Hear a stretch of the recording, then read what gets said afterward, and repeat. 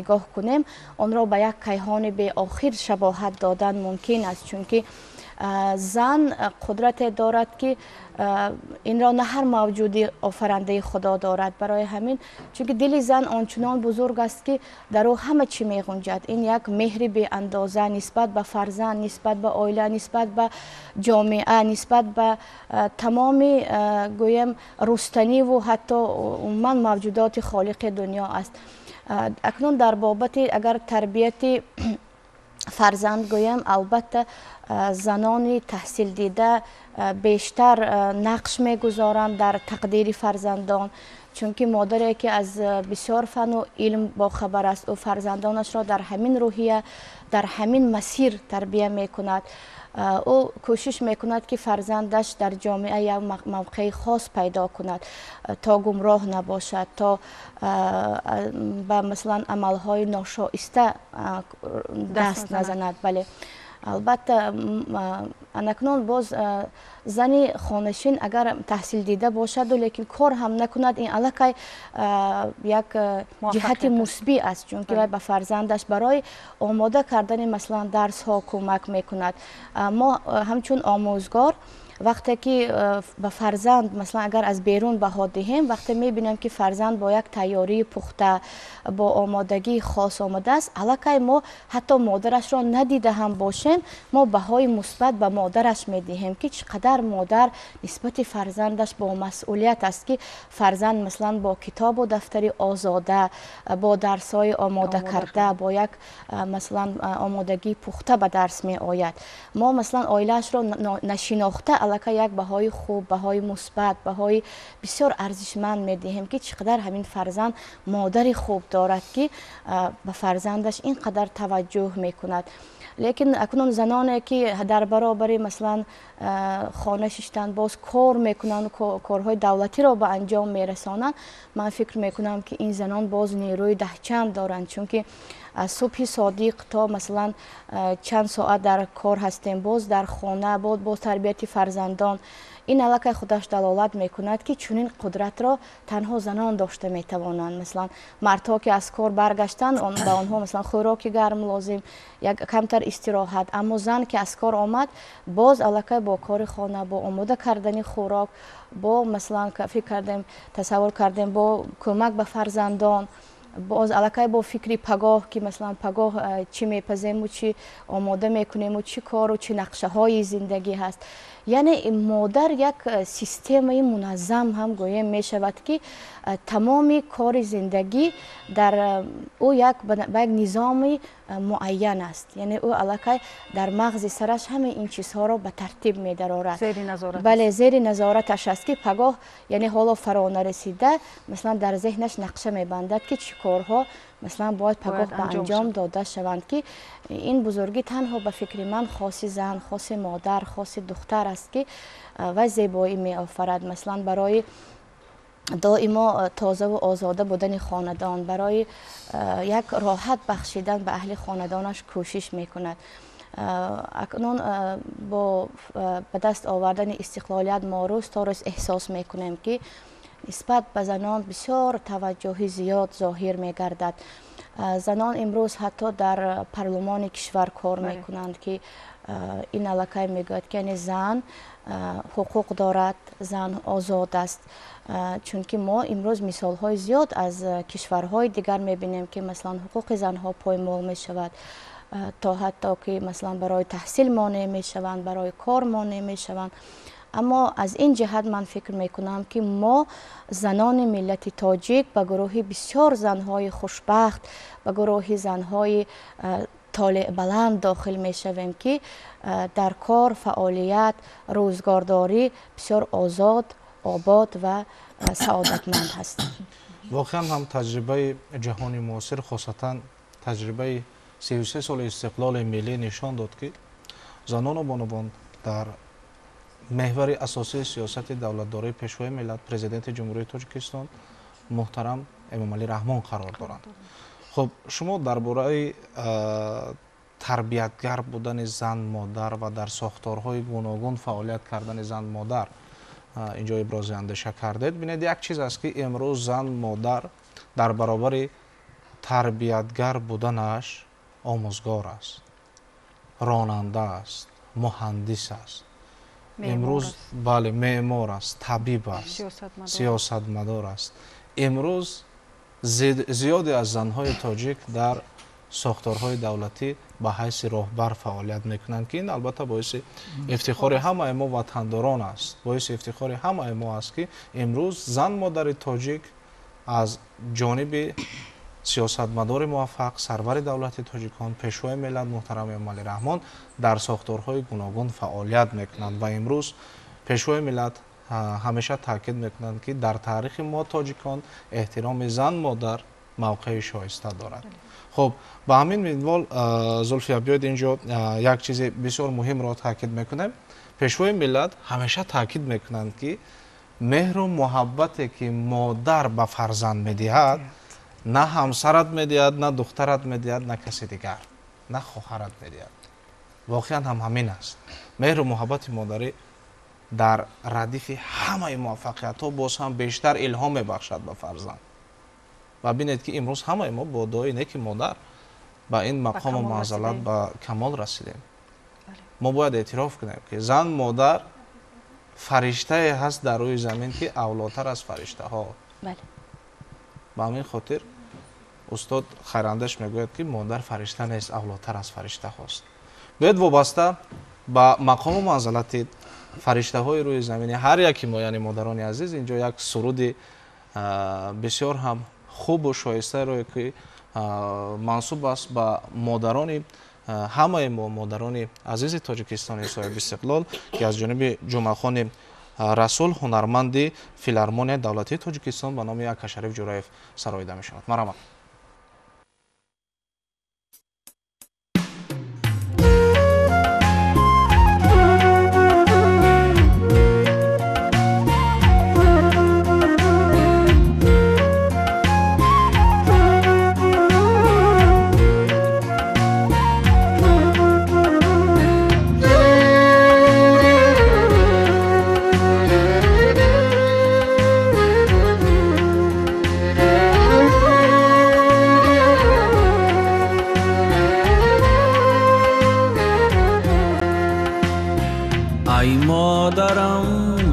زندگی تنها تویی غمخواری من، بی تو ندانم چون شود این جان غم بیماری من، بی تو ندانم چون شود این جان غم بیماری من.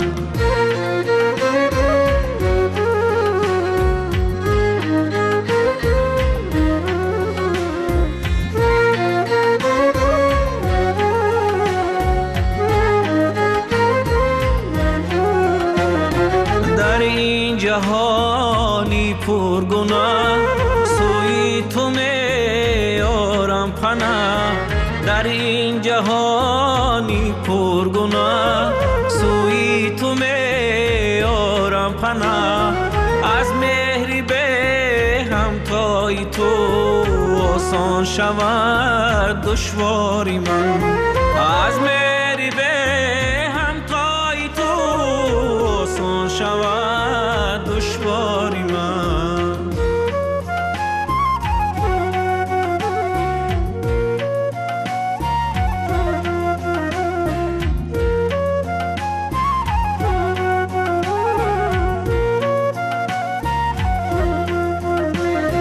تنها تو در یادی منی، خواهانیم دادی منی،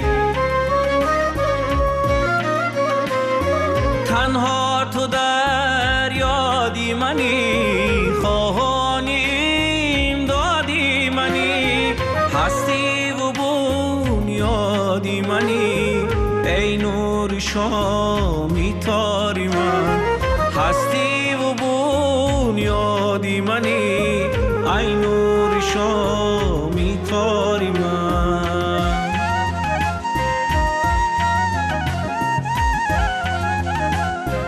ما در صفای روز و شبم از سخای توست، هی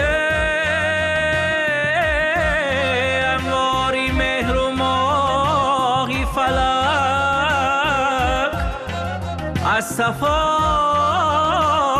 توست، از شوقت و محبتی تو سربلندیم.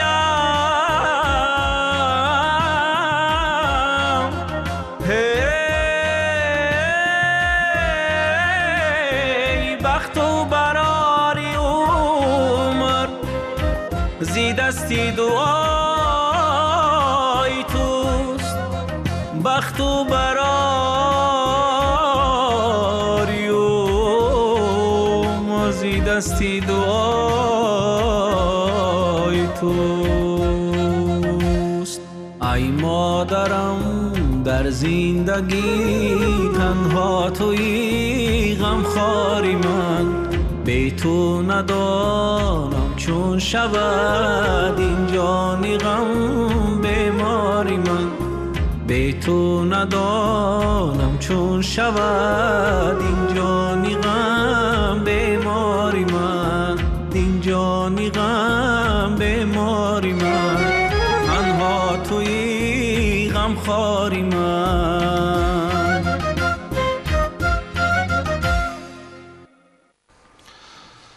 تشکر زیاد. مادر شب و روز من از سخای توست. واقعا مادر تمام شب و روز شب زنده داری میکشد و فرزند را علم میگوید به باید میرساند تا در آینده عصای دست پدر و مادر خود گردد.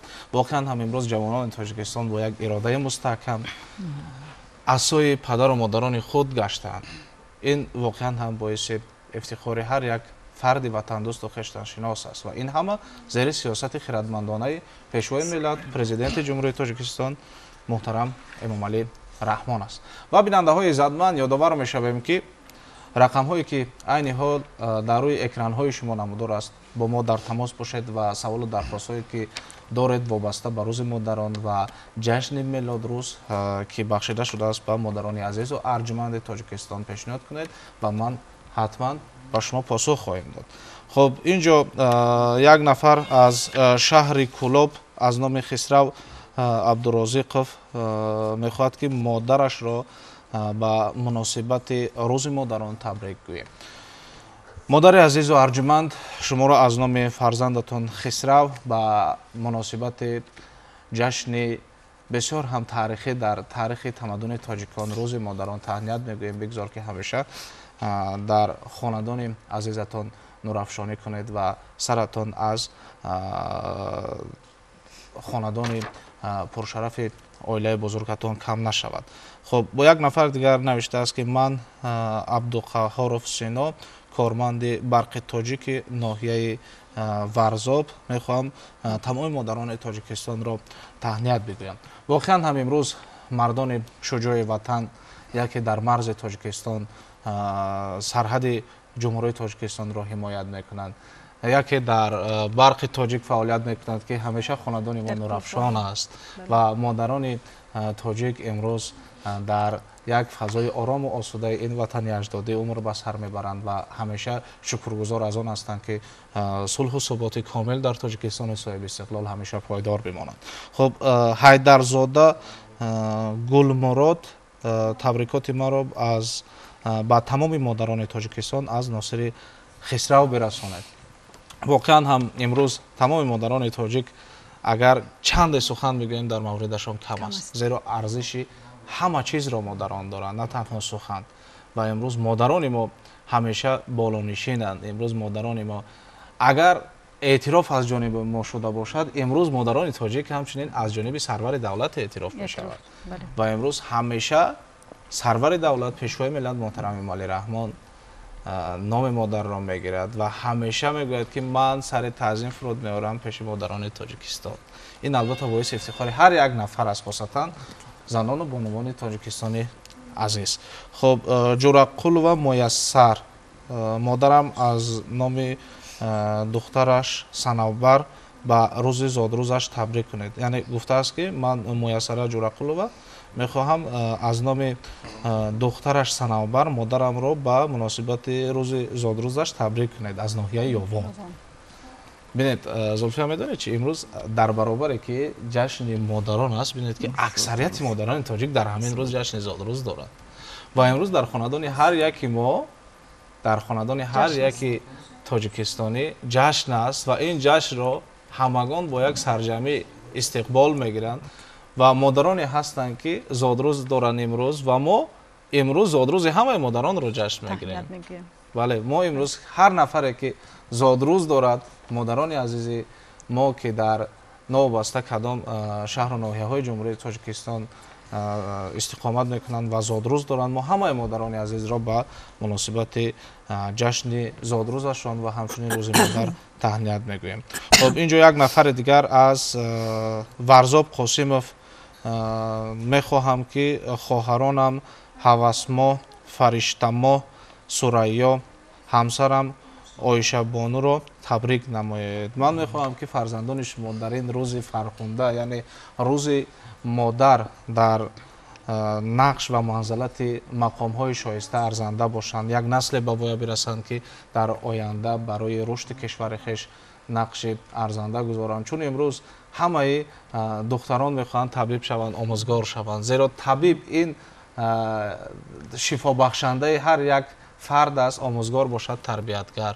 و امروز مادران همیشه در این ردیف به پایان میرسانند فرزندان را و من با همسرشان آیشه بانو نیز این روز فرخنده را تهنیت میگویم. بگذار که همیشه در خاندان شما خوشبختی، خرسندی و خورشید منوری دویم پایدار بماند.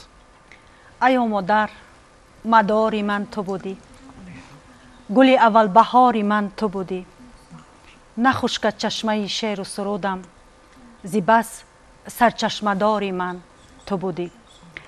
در عائله به نورسان و جوانان آموزانیدن مناسبت های عائلوی، فرهنگ عائله داری، آموده نمودن جوانان به زندگی مستقلانه یکی از عهده‌داری های زن مادر است. یعنی فرزند طرز درست عائله داری را پیش از همه از مادری خود، از پدری خود در محیط عائله می آموزد. در مورد فرهنگ عائله داری و آماده کردن جوانان به حیات مستقلانه چی نظر دارید؟ در بهاران روز مادر می شود، دیده و دلها منور می شود. از قدوم نیکی مادرهای ما تاجیکستان همچو اختر می شود. امروز روز 8 مارس است، روز مادران است و من از نام خودم، از نام تمام همکارانم که در مؤسسه دولتی تعلیمی رسه رقم 4 بنای خوانندگان بالایقت شهر دوشنبه کار فعالیت می نماییم. زنهای عزیز تاجیکستان عزیزمان را تبریک و تهنیت گفته به هر یک اینها خانه آبادی را تمنا می نمایم. خوب شد که زن به دولت یار شد، مملکت از دست زن گلزار شد. حق به جانب شاعر مشهور میرزا ترسن زاده است که در اشعار زن مادر را ترنم کرده است. واقعا مادران ارزنده همه گونه دوستداری و احترامند. در وصف مادران بزرگ ساعتها حرف زنیم و ساعتها، روزها و سالها قصه کنیم کم است و جنت که رضای مادران است در زیر قدم مادران است. سهم مادر در تعلیم و تربیه فرزند بزرگ است. اولین مادر معجزه ناتکرار طبیعت است و واقعا معلم عزیز یک چیز بسیار مهم است در تاریخ بشریت. چطوری که شما قید کردید، اگر مادر دانشمند نباشد در هدفناک رسیدن به زندگی مستقلانه از جانب فرزند احتمالیت زیاد ندارد. و چطوری که شما گفتید هر یک نفر، هر یک جوان دختر باید به زندگی مستقلانه وارد شدنش مادر طور تربیت نماید که او یک عائله سالم بنیاد سازد. نسل فرزند تقلیدکار است و همه آن نزاکت و آن نفاست و آن نازکی هایی که می آموزد در زندگی از مادر می آموزد و در آینده پیروی می کند به مادر. یک بله واقعا بسیار بزرگ است. یک چیز است که میگویند مادرش را بین دخترش را گیر. یعنی اگر مادر صاحب احترام باشد، یک oilaи бисёр солим бошад дар ҷомеа, духтарашро ҳам ба монанди худаш тарбият кардааст. ба ҳаёт омода месозад. Бале, ба ҳаёт омода месозад, ки ин албатта боиси ифтихори ҳар як модар аст. Хуб, ман инҷо мехостам вобаста ба нақши занон дар эъмори давлатдории миллӣ шумо назари худро баён кунед. Назари шумо чӣ гуна аст? занонро гар зедониш зеваре ҳаст, умеди рӯзгори беҳтаре ҳаст. агарчи аз занон пайғамбаре нест, ҳама пайғамбаронро модаре ҳаст. албатта дар эъмори давлатдории тоҷикон нақши занон бисёр бориз аст, чунки аз рӯзи ҳанӯз дар батни модар будан аллакай тифл тамоми хислатҳоро аллакай меомӯзад. яъне аксарияти ҳамин истеъдод, зеҳн, ақл аз модар ба фарзанд мерос мегузарад. яъне ин илми ирсист. ирсият, мо ирсиятро бештар аз модар мегирем. масалан аз донишро, заковатро, истеъдодро, ҳунарро аз модар бештар мегирем. ва аллакай вақте тавлид шудем, ҳамин ин чизҳо аллакай ҳамчун барнома дар ваи зеҳни мо ҳаст. барои ҳамин ҳам аз модари босавод бисёр фарзандони хиратманд, дурандеш ба воя мерасанд. дар масъалаи эъмори давлатдории тоҷикон ҳам модарон бисёр саҳми худро гузоштанд. биёед нигоҳ мекунем маслан аз давраи ҳанӯз рӯзҳои аввалине ки тоҷикистон худро ҳамчун давлати соҳиб истиқлол эълон кард.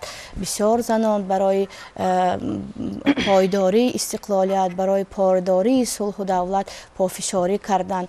баробари мардон дар маҷлисҳои масалан ки вобаста ба истиқрори сулҳ буд иштирок карданд, сухан гуфтанд ва саҳми худро гузоштанд то ин як давлати тоҷикистон ҳамчун як нигини ҷаҳон барои ояндагон мерос монанд. имрӯз ҳам занон дар тамоми соҳаҳо фаъоланд ва мо эҳсос мекунем ки дар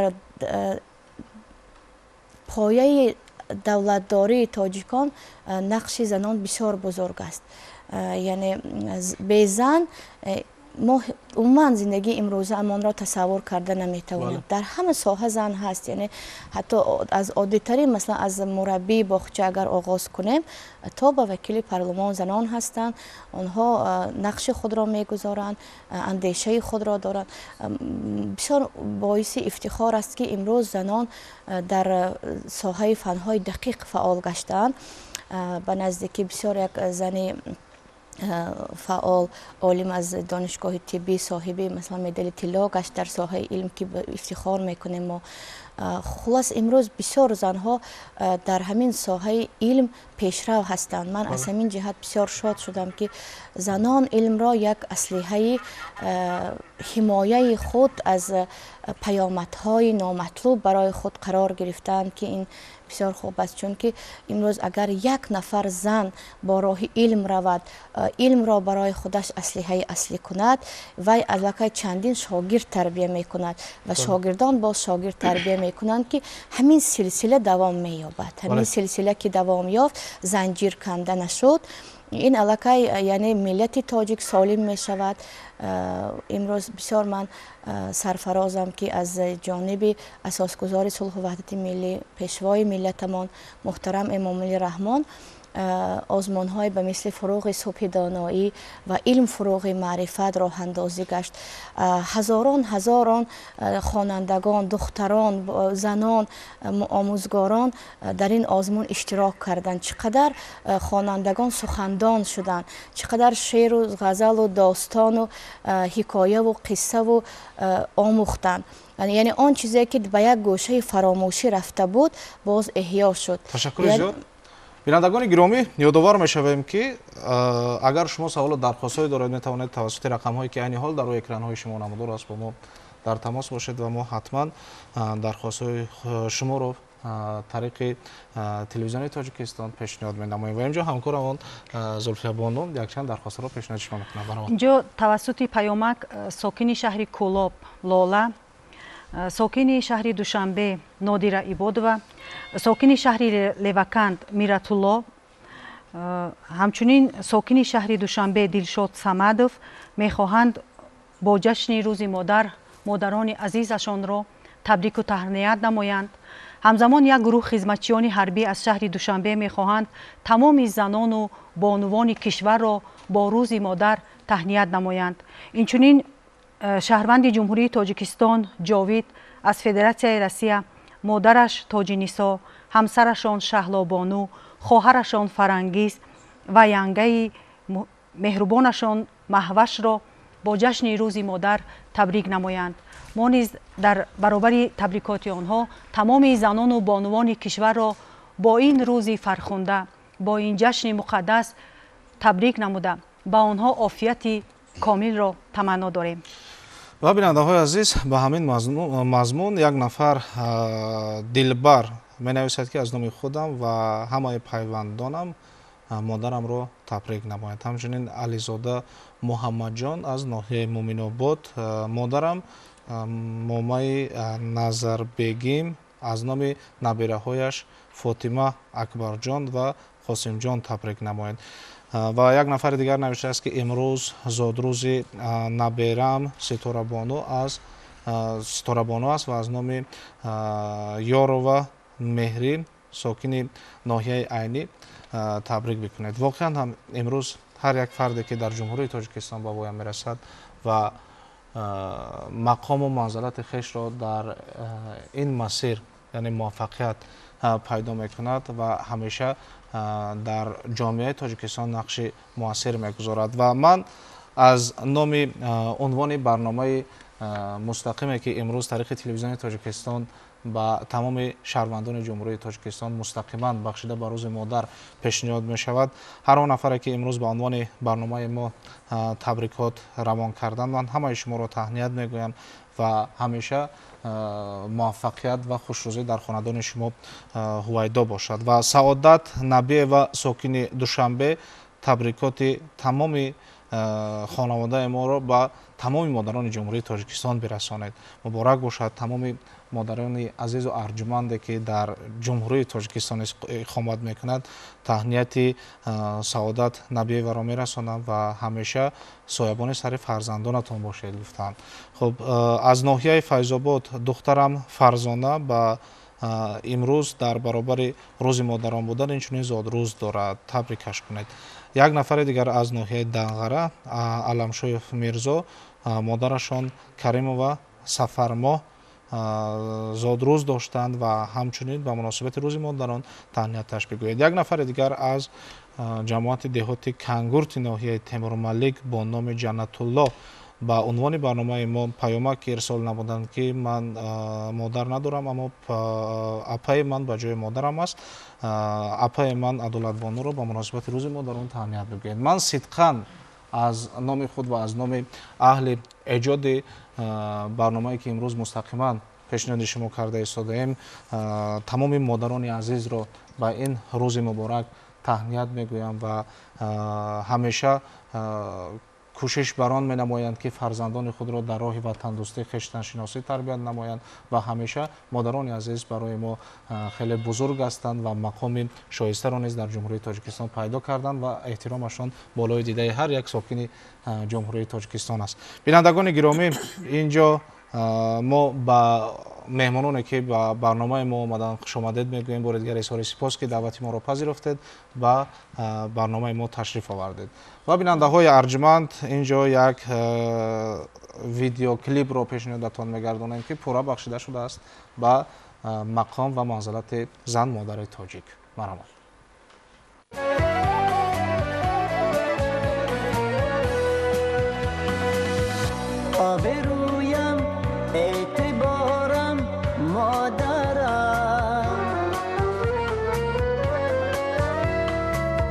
شاستونی روزگارم مادرم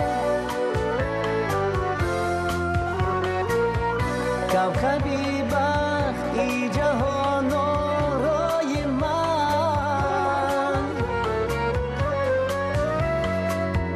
آفتابی نور بارم مادرم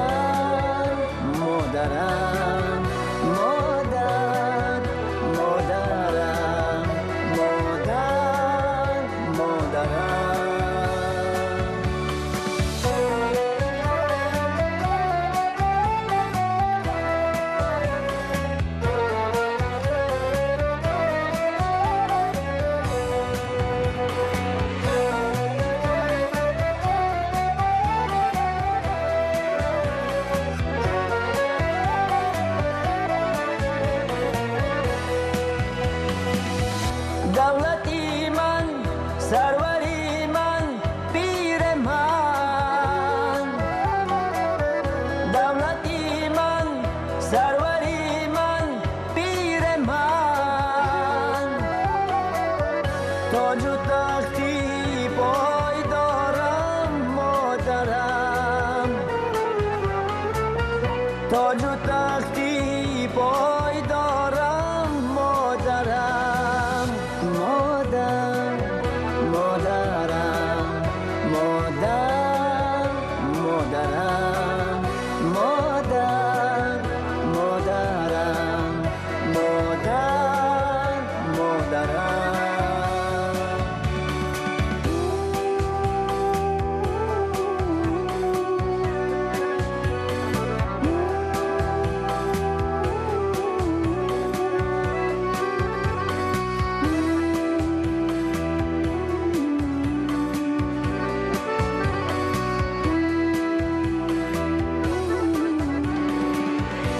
مادر مادرم مادر مادرم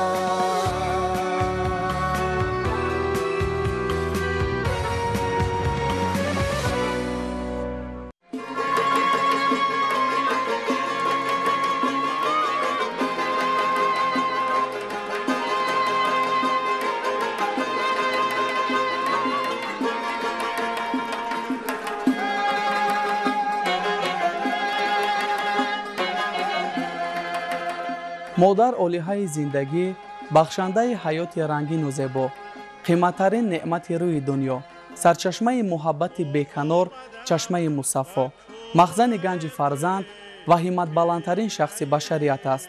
ин олиҳаи ноёб аз давраи навзодӣ то ба баркамол расидани фарзанд тамоми ҳастии худро ба он ҳадия мекунад. маҳз меҳри бепоён ва навозиши гарми модар моро ба оламу одам ошно сохтааст. мо канори гарми модар дар олами рангини кӯдакӣ ба воя мерасему аввалин дарси муҳаббатро аз алфози ширину гуворои модар мешунавем. раҳдур модарам ранҷур модарам дер омадам ба кулбаён эй хоб ба сарам. вақте ки вожаи муқаддаси модарро ба забон меорем, қаблу аз ҳама пеши назар симои ҷаззобу нуронӣ шахси бароямон ҳамеша азизу арҷманд, гаронмоятарин мавҷуди рӯи замин ва сароғози ҳастии насли башар, сарчашмаи мусаффои меҳру муҳаббат, ягона шахс дар пастию баландиҳои рӯзгор барои инсон мунису ғамхор ва дар маҷмӯъ офарандаву идомадиҳандаи зиндагии инсон ҷилвагар мешавад.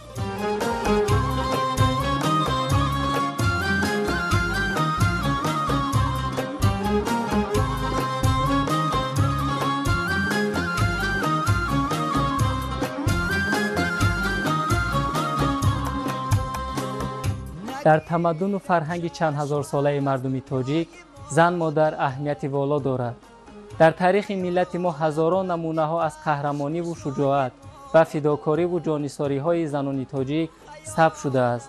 занони донишманду шоир, арбобони илму фарҳанг бо осору хидматҳои арзандаашон тамаддуну фарҳанги моро зебузина доданд. ҳаргоҳ ки маро хумори модар гирад, як даста алов рӯи дилам даргирад. модар воқеан фариштаи зебои олам аст. чун мо аз модар сухан мекунем, офаринишро ҳам мадди назар дорем. бузургон мартабаи занро бисёр баланд нишон додаанд, аз ҷумла покии миллат, покии зиндагӣ, покии инсонӣ ба зан рабт дорад. назди зани боифат, донишманду бонангу номус, фарзанди бонангу ватанпарвар тарбият меёбад.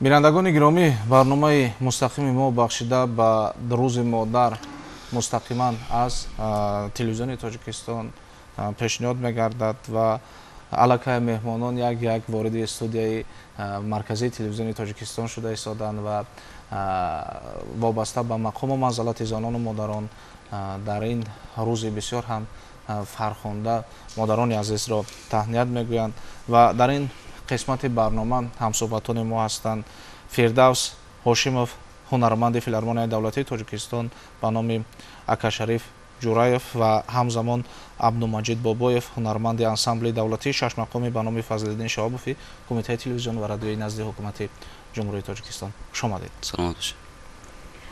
айо модар, бимирам дар нафасҳот ки дунё бо дуоҳои ту боқист. намирад ҳеҷ гаҳ дунё зиёфат, дар ин дунё чу дунёи ту боқист. алома иқбол мегӯяд ки зан чароғи пурнури хонавода, маркази меҳр, намояндаи ишқ, намоёнгари покӣ, намунаи муҳаббату дӯстӣ ва чашмаи бахшиш аст. шумо ки шоҳсутунҳои хонавода ҳастед, дар мавриди ситоиши зан модар чӣ гуфтаниҳо доред?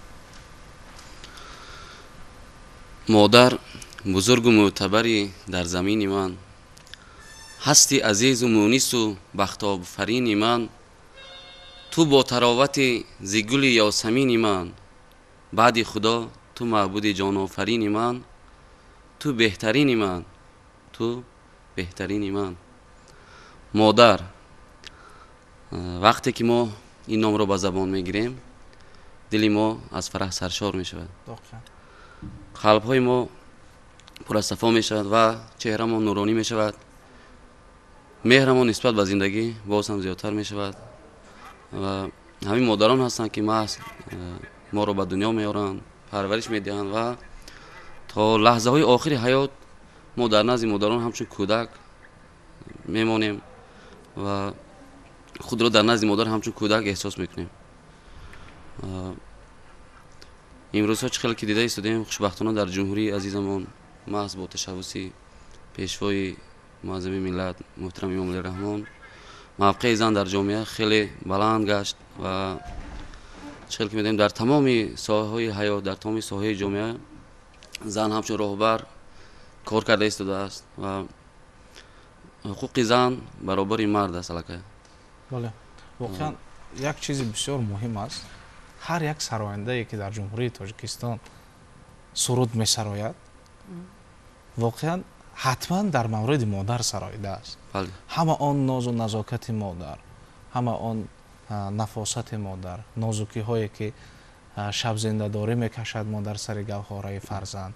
аввалин садое ки фарзанд мешунавад, аввалин суруде ки фарзанд мешунавад, ин суруди алла аст ва имрӯз бинед ки аз ҷониби тамоми ҳунармандон суруди алла сароида мешавад. агар ҳангоми хоб кардани тифл мо назар афканем, агар мантиқан назар кунем, як баландгӯякро оварда дар назди гӯши кӯдак бимонему суруди алларо гузорем, ӯ аллакай эҳсос мекунад. садои модараш ширинтар аз тамоми садоҳои сарояндаҳост, новобаста аз он ки модар чӣ гуна аст, чунки бо мусиқӣ садо медиҳад. бале, воқеан ва аввалин ҳарфе ки аввалин калимае ки кӯдак ёд мегирад, ин фикр мекунам ки калимаи модар аст. модар ба ҳамин хотир модарҳо воқеан ҳам бузург ҳастанд. хуб, дар эҷодиёти шумо нақш бахштани сурудҳои модар чӣ гуна арзёбӣ мегардад ва чанд суруд доред ки ба унвони модарон бахшида шудааст? ман фикр мекунам ки ҳар як сароянде ки ба соҳаи санъат қадам менаҳад, нав сурудҳои аввалинашро мехонад, шояд ин аввалин сурудҳои суруди модар бошад. ва фикр намекунам ки ягон сароянде набошад ки суруди модар надошта бошад. ман ҳам вақте ки ба эҷодиёти суруд пардохтам, аввалин сурудҳоям суруди модар буд ва айо модар ту борони ном дошт. бисёр вақт аз шабакаҳои телевизионӣ намоишам медиҳанд ва ин суруд бисёр, яъне ки сурудҳои модар ман зиёд дорам. ҳар як сол қариб کوچ در هر یک هشتم مارد مثلا بخشیده به جشن مادران میخوام که یک یا دو سرودی نو درباره مادران ایجاد سازم و برای مادران پیشکش نمایم. واقعا هم باران با همون قدر صدای فارامش که انسان رو آرام میکند، احیا میکند. بله آرام میکند، احیا میکند، اما صدای فارام مادر دیگرگون است. خب من اینجا میخواستم فردوس هاشیموف به صحبت ما اضافه کنند. اولین سرود مادری که شما سراییدید کدام سرود بود و امروز با چه دستاورد با برنامه مستقیم ما که بخشیده شده است به روز مادر آمدید تشریف آوردید؟ اولا تمام مادران روی عالم را با این روز عیدشان مبارکباد میگویم و تن صحت خانه آباد آرزومندم. و شاعر بسیار خوب گفته است که به فصل نوبهاران سر برافرازیم، ز شهرتمندی دوران ما نازیم، اگر در تار استقلال بنوازیم، بقای این سما این خاکمان مادر. در حقیقت مادر بزرگ است، مادر عزیز است. واقعا. و نگفته نماند میخوام یک چیز رو در اینجا قصه کنم. بابای مادری ما در سن 15-16 سالگیشون مادرشون رو از دست دادند و در سن 85 رفته بودند، گریه میکردند و اوچه میگفتند. دایی میگفتند که فردوس جان اوچه میفورم که مادرم در برم باشه.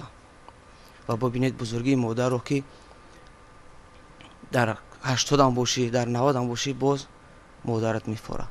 و برای مادر هم اگر 100 سال عمر ببینی 70 ساله باشه که برای مادر تو همون کودکی که با سویش میدوید میغلطید، همون کودکی که با سویش اوچجان گفته دوان میرفت و برای مادر تو همون کودکی هستی که روی دستانش تو رو میگرفت و همیشه علت میگفت، همیشه راهی و تندرستی را میخواند، همیشه بالای سرت کتاب میخواند، همیشه تاکیدت میکرد که فرزندم باید تو این خیل شوی اون خیل شوی و در بنیاد دولتداری ملی نقش گذاری. یعنی فرزند چگونه که باشد نابسته از خاراکترش و فرزند بسیار یک بله بسیار مهم است. خب فردوس هاشیموف شما با چه دستاویز آمدید به برنامه ما و اگر امکان باشد امروز من در وصف مادر یک 5-6 سرود خواندم. حالا میخواهم یک سرودش رو با مادران مهربان بخوانم. مرحمت. بینندگان گرامی یادآور میشویم که فردوس هاشیموف وابسته به احترام مادر و مقام و منزلت این فرشته حیات که همیشه برای مهربانی فرزندان هدیه بزرگ است، یک سرود مادر را میسراید و بعدا صحبتمان را ادامه میدیم. مرحمت.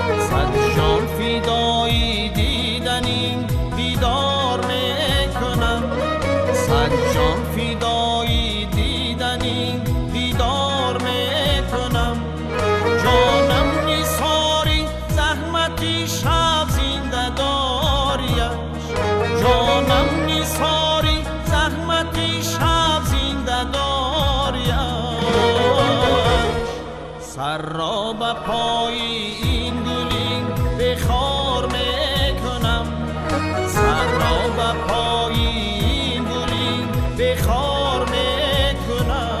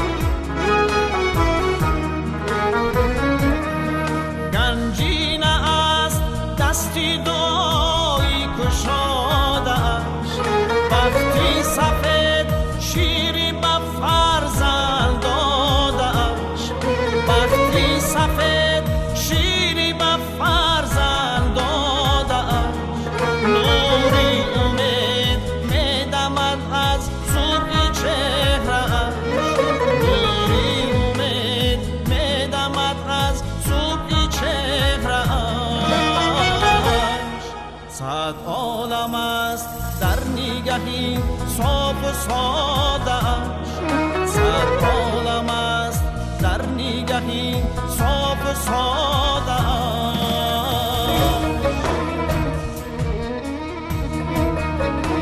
تا چشمی خیش روشن و دی پر ضیا کنیم ما خاکی پای مادر خود توتیا کنیم ما خاکی پای مادر خود توتیا کنیم بادا خدایی پاک نگهبان مادرم تا سر نیغم و ناز به دامان مادرم تا سر نیغم و ناز به دامان مادرم خورشید روز داری خوشش به غروبان خورشید روز داری خوشش به غروبان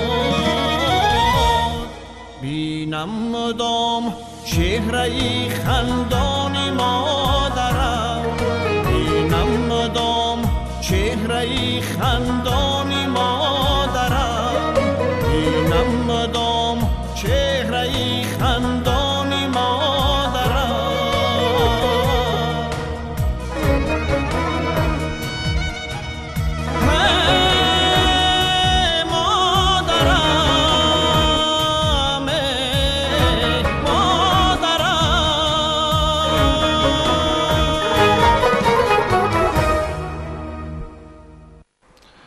ташаккури зиёд маромад фирдавс ҳошимов суруди дилнавоз дар назди мо мемонед бисёр як суруди фурам буд ва фикр мекунам ба бинандаҳои азизе ки хосатан ба модароне ки айни ҳол моро тамошо карда истоданд мустақиман аз телевизиони тоҷикистон ин суруд писанд омад воқеан ҳам имрӯз чӣ тавре ки мо дар ҷараёни барнома низ қайд кардем президенти ҷумҳурияи тоҷикистон пешвои миллат муҳтарами эмомалӣ раҳмон таваҷҷӯҳ ба занону бонувонро дар мадди аввали сиёсати давлатдори худ қарор доданд ва имрӯз мавқеи занон дар ҷумҳурияи тоҷикистон шоиста аст ва бале устувор аст ва чӣ тавре ки гуфтем имрӯз занону бонувон роҳбаранд имрӯз бинед ки занону модарон муҳандисанд ва ба ҳайси як муҳандис дар иншооти бузурги аср нергоҳи барқи оби роғункору фаъолият мекунанд ва ояндаи дурахшони тоҷикистонро бале зиёда аз 900 нафар занону бонувон фаъолият мекунанд ва чӣ тавре ки пешвои миллат президенти ҷумҳурияи тоҷикистон муҳтарами эмомалӣ раҳмон қайд карданд дар соли 2027 мо ба истиқлолияти энергетикӣ ноил мегардем ва ин маҳз заҳмати шабонарӯзии тамоми кормандони нергоҳи барқи обии роғун аст ва занон дар нергоҳи барқи обии роғун чӣ тавре ки мо шоҳид гардидем ронанданд бале ба таври шабонарӯзӣ дар баробари мардон кору фаъолият мекунанд ва воқеъ ба дастгирӣ ва мавқеи занону бонувон дар замони истиқлоли миллӣ ва таваҷҷӯҳи пешвои миллат президенти ҷумҳурияи тоҷикистон ба ин қишри ҷомеа инҷо ҳамкорамон як гузороше омода карданд ки ин лаҳза манзури бинандаҳои азиз мегардонем баъдан барномаро идома медиҳем маромад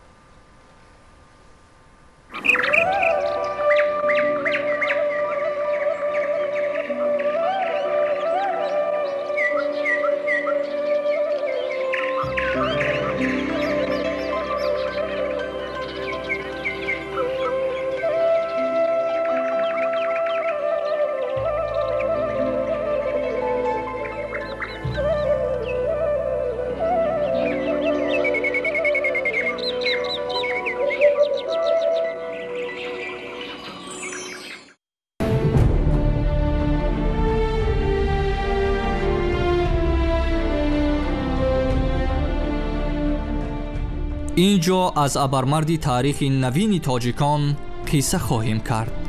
آره، پشت کارنامه های بزرگ و بمیثل پیشوای معظم ملت تاجیک یک مادر بزرگ آریایی قرار دارد. همین بود که او نامه تقدیر ملت را انشا کرد و در بلند گردیدن مقام زن در جامعه تاجیک نقش ماندگار گذاشت. با اینقدر بزرگی، با اینقدر مرتبه های بلند نزد مادر همیشه سرفرود آوردن و آن همون سخنان مشهوری که пешвои миллат дар ҳар як баромадҳояшон таъкид мекунанд, хоса бо ҷавонон ва аз ҷумла ҳангоми он як лаҳзаи мутаассиркунанда вақте ки расми модари пешвои миллатро ба он кас дар яке аз минтақаҳои мо тақдим карданд, хеле мутаассир шуданд ва зери ана ҳамин як ҳаяҷон бисёр суханҳои таъсирбахш баён карданд.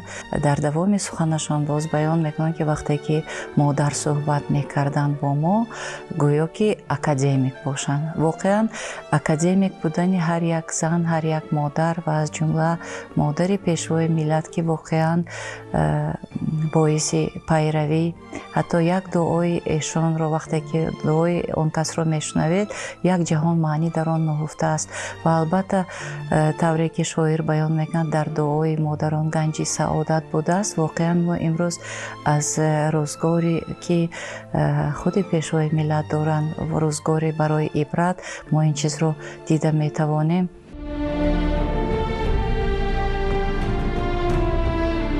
пеш аз ҳама бояд махсусан таъкид кард дастгирии занон дар сатҳи давлатӣ зери таваҷҷӯҳи махсуси пешвои миллат муҳтарам Эмомалӣ Раҳмон қарор дорад.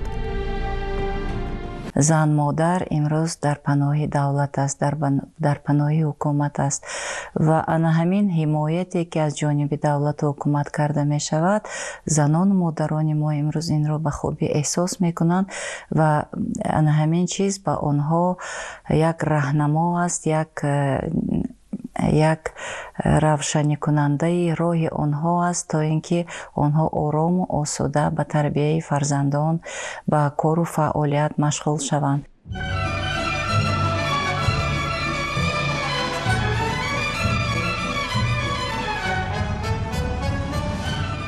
бо шарофати соҳиби истиқлолии Тоҷикистон ва талошу иқдоми асосгузори сулҳу ваҳдати миллӣ, пешвои миллат, президенти ҷумҳурии Тоҷикистон муҳтарам Эмомалӣ Раҳмон имрӯз бонувони кишвар худро дар зери сояи сарнавишти нек, дастгириҳои пайвастаи давлату ҳукумати кишвар, баробарҳуқуқӣ бо мардон, осоиши равону хотир, озодиҳои фардиву ҷамъиятӣ, ҳузури фаъол дар пешбурди сиёсати давлатдорӣ, мавқеи муҳим дар рушди иқтисодиёти миллӣ ва тиҷорату соҳибкорӣ эҳсос менамоянд.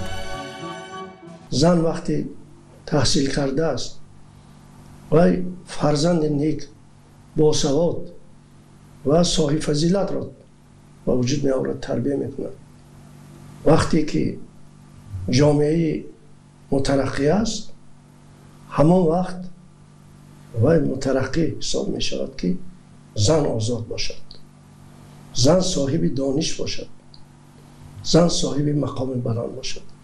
имрӯз бинед дар сиёсати сарвари давлати мо муҳтарам Эмомалӣ Раҳмон мавқеи зан хеле муҳим аст. барои муаллимаҳо, олимаҳо, кормандони соҳаи тандурустӣ бисёр занон ҳастанд. дар мақомоти роҳбарӣ ҳам чӣ дар ноҳияҳо, шаҳрҳо, вилоятҳо ва сатҳи ҷумҳурӣ хеле занҳо дар вазифаҳои масъул кор мекунанд.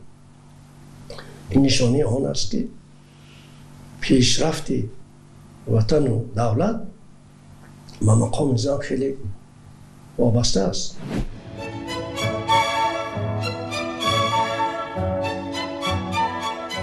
ҷумҳурии Тоҷикистон дар масъалаи баландбардоштани ҳуқуқу озодии зан ва таъмини зиндагии орому осоишта нисбат ба занону бонувон диққати ҳамаҷониба зоҳир намуда, онҳоро сармояи бузурги кишвари соҳибистиқлол мешуморанд. Сармояи азиме ки буданаш будани зиндагонии зебо, идомаи ҳаёт, таълиму тарбияти фарзандон, оромибахши хотироти пиру ҷавон ва рӯшноибахши рӯзгорон аст.